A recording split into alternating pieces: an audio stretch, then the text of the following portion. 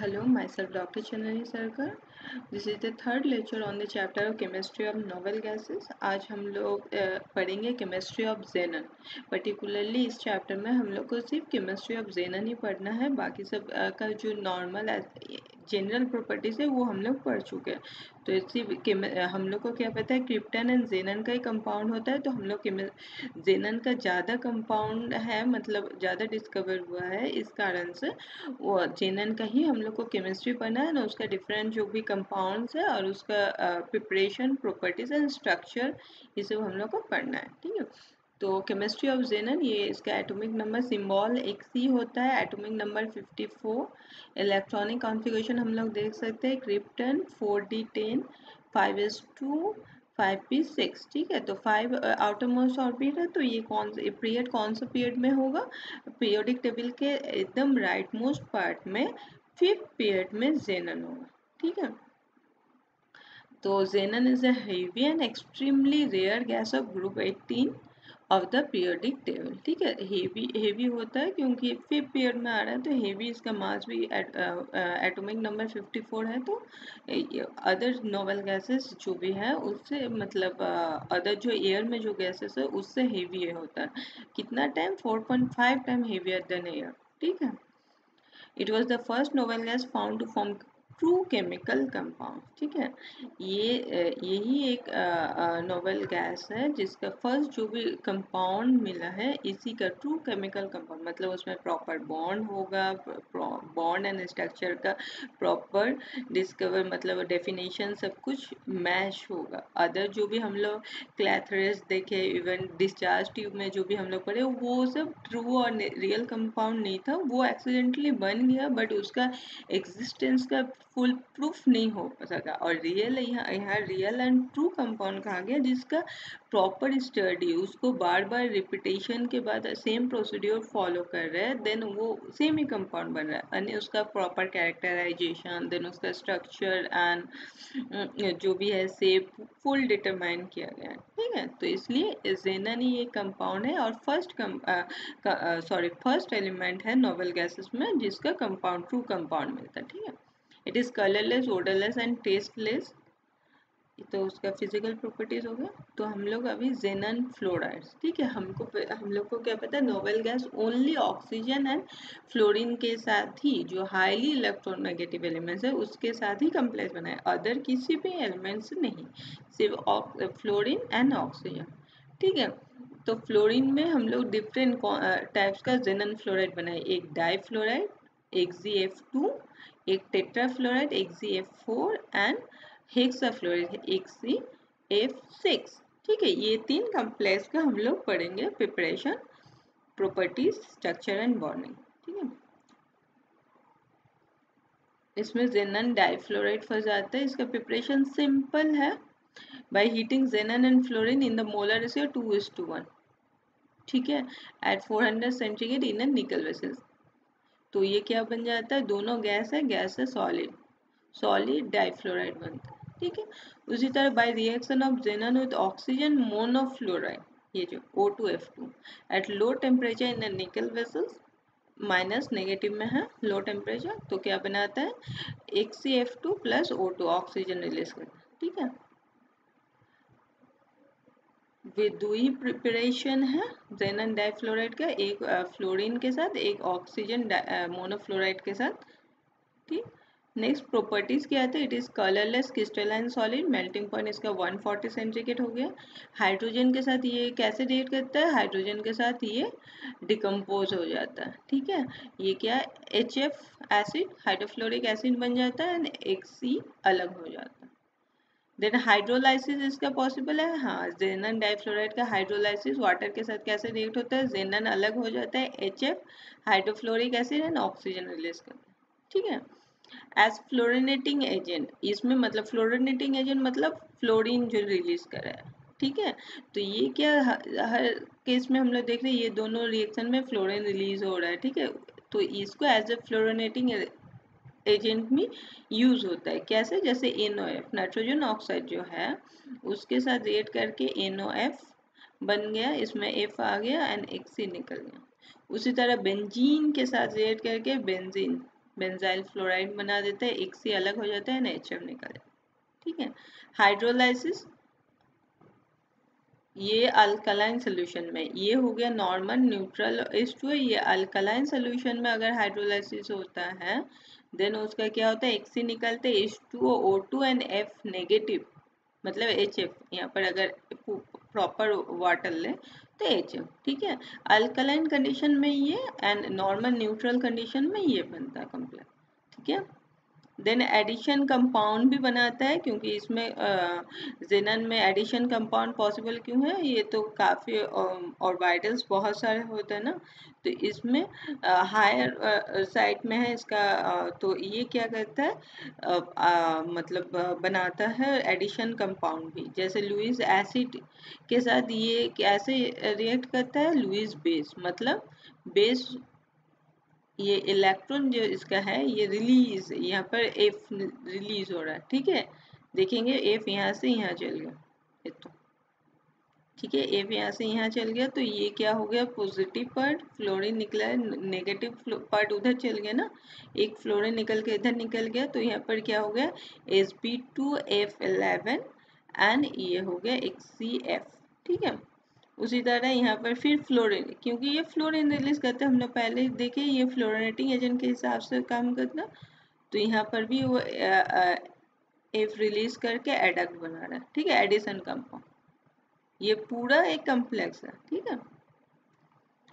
Then structure according to VSE pair theory, balance electron pair repulsion theory. ठीक है। इस theory में हम लोग क्या जानते हैं, जो भी है लोन पेयर जो different bond pairs, lone pair and lone pair का जो भी रिपल्सन्स होता है उसके अकॉर्डिंग उसको डिफरेंट ऑर्डर में है, जैसे लोन पेयर का सबसे ज़्यादा रिपल्सन होगा, तो जितना भी लोन पेयर है वो सबसे फार्दरेस्ट, सबसे दूर होना चाहिए, तभी वो कंपाउंड स्टेबल होगा। ठीक है। इसीलिए क्या होता है, हम लोग देखें ना, वाटर देन अमोनिया, ये सब जो है उसका क्या होता है, बॉन्ड एंगल डिस्टॉर्ट होता है थोड़ा, जो आइडियल रेगुलर जो आइडियल बॉन्ड एंगल होना चाहिए उससे क्या होता है, वो बॉन्ड एंगल घट जाता है। उसका मेन लॉ क्या है, VSE पेयर थ्योरी, वही है वैलेंशियल इलेक्ट्रॉन पेयर रिपल्सन थ्योरी। तो इसमें भी लोन पेयर रहते हैं, हम लोग आगे देखेंगे, तो जो भी लोन पेयर है इस थ्योरी के अकॉर्डिंग सबसे फादरेस्ट होना चाहिए, सबसे दूर में रहना चाहिए, तब उसमें रिपल्सन कम होगा। ठीक है। जैसे यहाँ पर क्या है, सेंट्रल एटम जेनन है, पता है इलेक्ट्रॉनिक कॉन्फ़िगरेशन, इसको ओल्ड मेथड से लिखा गया है, तो इससे क्या मिला, वैलेंस इलेक्ट्रॉन 8, बॉन्ड पेयर कितने, इसमें 2 फ्लोरीन है ना, तो 2 फ्लोरीन के साथ 2 बॉन्ड बन रहा है, तो बॉन्ड पेयर 2 हो गया। लोन पेयर हम लोग निकालेंगे valence electron minus bond pair bye 2, तो कितना हो गया, 3 लोन पेयर, यहाँ पे जेनन के पास 3 लोन पेयर होगा, तो टोटल इलेक्ट्रॉन पेयर कितना हो गया, 5, तो 5 हो गया, तो इसका हाइब्रिडाइजेशन कितना होना चाहिए, एस एक हो गया, sp3d, एस एक हुआ, ये 3 4 डी एक 5, ठीक है, 5 है ना, तो इसलिए इसका हाइब्रिडाइजेशन हो जाएगा sp3d। ठीक है। तो इस कंडीशन में इसका शेप क्या होना चाहिए, ट्राइगोनल बाई पिरामिडल, sp3d जो भी होता है उसका ट्राइगोनल बाई पिरामिडल होता है। ठीक है। और स्ट्रक्चर लीनियर स्ट्रक्चर, क्योंकि जो स्ट्रक्चर कौन सा देता है, जो आइडियल बॉन्ड है, तो यहाँ पर क्या, 2 बॉन्ड पेयर क्या है, अपोजिट डायरेक्शन 180 सेंटीग्रेड में दोनों बॉन्ड, तो ये हो गया इसका स्ट्रक्चर। शेप हो गया ट्राइगोनल बाई पिरामिडल, मतलब इसमें लोन पेयर को इंक्लूडेड, ये जो पूरा शेप को देखेंगे। ठीक है। यहाँ पर इक्वाटोरियल पोजीशन में लोन पेयर होगा, क्योंकि उसमें देख रहे हैं ना, यहाँ पर 180 डिग्री लोन पेयर का बॉन्ड एंगल 180 डिग्री है, लोन पेयर बॉन्ड पेयर का उससे कम रिपल्सन होता है, इसलिए इसका 90 डिग्री है। ठीक है। तो ये ऐसा हो, ठीक। तो हाइब्रिडेशन हम लोग इस फॉर्मूले से भी निकाल सकते हैं, ये तो हम लोग ऐसे रफली निकाल लिए, जो 5 है तो इसलिए sp3d, तो हम लोग इससे भी निकाल सकते हैं हाइब्रिडेशन कैसे, ये फॉर्मूला है। फर्स्ट वैलेंस इलेक्ट्रॉन 8 हो गया, मोनोवैलेंट इलेक्ट्रॉन यहाँ पर कितना है, 2 है, 2 फ्लोरीन है। ठीक है। देन माइनस चार्ज, अगर ये तो न्यूट्रल है कंपाउंड, चार्ज अगर हो, अगर पॉजिटिव चार्ज हो तो माइनस हो जाएगा, अगर नेगेटिव चार्ज हो तो प्लस हो जाएगा। तो यहाँ पर कितना हो गया, वैलेंस इलेक्ट्रॉन प्लस मोनोवैलेंट 2 है तो 10 डिवाइडेड बाई 2 तो 5। ठीक है, इलेक्ट्रॉन पेयर और हाइब्रिडेशन 5 हो गया, तो इससे sp3d हाइब्रिडेशन। ठीक है, नेक्स्ट ये हाइब्रिडाइजेशन थ्योरी से, इसमें क्या है कैसे बॉन्ड फॉर्मेशन हो रहा है ये दिखा रहा है। जैसे जेनन है तो जेनन में दो फ्लोरीन है तो 2 बॉन्ड पे अनपेयर्ड इलेक्ट्रॉन होगा ना। It needs 2 unpaired electron to form bond with 2 fluorine atom. Xenon के पास 2 अनपेयर्ड इलेक्ट्रॉन होना चाहिए तब जाके बॉन्ड होंगे ना। फ्लोरीन एक इलेक्ट्रॉन देगा, जेनन एक इलेक्ट्रॉन देगा। तो 2 फ्लोरीन है तो जेनन को दोनों फ्लोरीन को एक एक इलेक्ट्रॉन देना पड़ेगा, तो 2 अनपेयर्ड इलेक्ट्रॉन जेनन के पास होना चाहिए। तो हम लोग जब कॉन्फ़िगरेशन लिखेंगे इस तरीके से होगा। ठीक है, वो 4d10 है कि लेकिन 5d तो वैकेंट है, कोई नहीं है। ठीक है, यहाँ पे जो हम लोग कॉन्फ़िगरेशन देखें, यहाँ पर क्या है 4d10 है तो ये 5 ऑर्बिट में आ रहा है ना आउटर मोस्ट, तो यहाँ 5d जो है वो 0 है। ठीक है, उसी को यहाँ पे शो किया गया। ठीक है, ग्राउंड स्टेट में ऐसे कॉन्फ़िगरेशन है, all are filled. Excited state में ये क्या होता है, ये वाला जंप करके 5d में चल जाता है, तब 2 अनपेयर्ड इलेक्ट्रॉन हो जाते हैं ना। ये जो 2 अनपेयर्ड इलेक्ट्रॉन है इसके साथ फ्लोरीन रिएक्ट करेंगे। ठीक है, तो यहाँ पर ये ग्राउंड स्टेट में ऐसा है, ऑल फील्ड है। एक्साइटेड स्टेट में क्या है, यहाँ से एक इलेक्ट्रॉन जंप करके इधर चल गया, क्योंकि इसको 2 फ्लोरीन के साथ एक एक इलेक्ट्रॉन दोनों को देना है। तो यहाँ पर एक फ्लोरीन का इलेक्ट्रॉन आएगा, एक फ्लोरीन का इलेक्ट्रॉन आएगा, तो पेयर्ड हो गया। तो टोटल यहाँ से जब देखेंगे लोन पेयर को इंक्लूड करते हुए तो क्या हो जा रहा है, हाइब्रिडेशन एस, ये S orbital, p3 3 p orbital and ये d sp3d। ठीक है, देन ये क्या शेप हो गया, trigonal bipyramidal and structure linear. ठीक है, सेम वही स्ट्रक्चर दिया। नेक्स्ट है जेनन टेट्राफ्लोराइड। ठीक, वो डाइफ्लोराइड था, ये टेट्राफ्लोराइड। ये भी डायरेक्ट रिएक्शन हो रहा है फ्लोरीन के साथ। It is form by heating a mixture of जेनन and fluorine in the molar ratio 1:10। वहाँ पर 1:2:1 था, है ना, यहाँ पर 1:10 ये था, 2:1 यहाँ पर 1:10। ठीक है, properties, it is a colourless crystalline solid.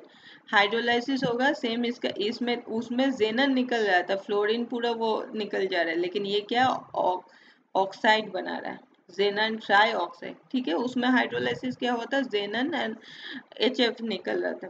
इसमें क्या हो रहा है, xenon trioxide and H2F2 F2 and X निकल रहा है। ठीक है, इस तरीके का इसका है, ये सब प्रैक्टिस करना पड़ेगा। एज फ्लोरोनेटिंग एजेंट, ये भी फ्लोरोनेटिंग एजेंट है, जब इसमें मेटल प्लैटिनम के साथ रिएक्ट होगा ये बनेगा। ठीक है, ये तो सेम टाइप के रिएक्शन दिया, ये सब प्रैक्टिस करना पड़ेगा। देन एडिशन कंपाउंड ये भी बनाएगा, क्या करेगा, यहाँ से एक दे रहा है सेम, उसमें डाई हो गया था, इसमें सिंगल ही है। देन एक CF4 H2 के साथ रिएक्ट करके HF, ये भी सेम बना रहा है वैसे। इसमें KI के साथ पोटेशियम आयोडाइड के साथ रिएक्ट करके KF बना रहा है, जेनन एंड I2 निकल रहा है। ठीक है, structure and bonding, BSc pair theory structure से देखेंगे। इसमें भी वही लोन पेयर जो है वो फादरेस्ट होना चाहिए। ठीक है, तो इसमें क्या है, जेनन इलेक्ट्रॉनिक कॉन्फ़िगरेशन लिखेंगे सेम रहेगा, वैलेंस इलेक्ट्रॉन सेम रहेगा 8। बॉन्ड पेयर यहाँ पर 4 होगा, वहाँ 2 था, यहाँ 4 होगा क्योंकि फ्लोरीन एटम है। लोन पेयर क्या हो जाएगा, फॉर्मूला से निकालेंगे तो 2 लोन पेयर हो जाएगा। तो इलेक्ट्रॉन पेयर टोटल क्या हो गया, 4 + 2 6। ठीक है, हाइब्रिडाइजेशन sp3d2। ठीक है, तो शेप क्या हो जाएगा, 6 है तो ऑक्टाहेड्रल शेप हो जाएगा, लेकिन इसमें स्ट्रक्चर क्या हो जाएगा, स्क्वायर प्लानर।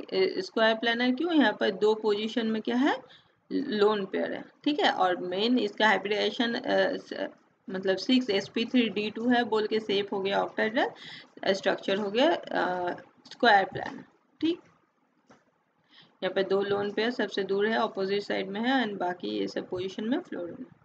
ये सेम फॉर्मूला से अगर हम लोग निकालेंगे तो सेम हाइब्रिडेशन 6 आएगा, उससे निकालेंगे sp3d2। ठीक है, हाइब्रिडेशन मेथड से भी हम लोग देखेंगे, इसमें क्या है 4 बॉन्ड पेयर होगा तो 4 अनपेयर्ड इलेक्ट्रॉन चाहिए जेनन का, सेंट्रल एटम जेनन है, it needs 4 unpaired electron to form bond with 4 fluorine atom. तो यहाँ पर क्या 2 इलेक्ट्रॉन, ये ग्राउंड स्टेट है, सब पेयर्ड है, फील्ड है, यहाँ से और यहाँ से 2 इलेक्ट्रॉन इधर जंप हो जाएगा, तब 1 2 3 4 4 अनपेयर्ड इलेक्ट्रॉन हो गए, ठीक है। तो यहाँ पर एक एक इलेक्ट्रॉन किसका आएगा, फ्लोरीन का, तब क्या हो जाएगा, सिग्मा बॉन्ड बनाएगा, तब इसका हाइब्रिडाइजेशन हो गया sp3d2, shape octahedral, structure square plan, ठीक है। ये हो गया इसका स्ट्रक्चर, ठीक है। इधर 2 लोन पेयर एंड ये 4 बॉन्ड पेयर फ्लोरीन के साथ बॉन्ड बना, ठीक। नेक्स्ट हम लोग हेक्साफ्लोराइड पढ़ेंगे, आज इस लेक्चर में इतना ही।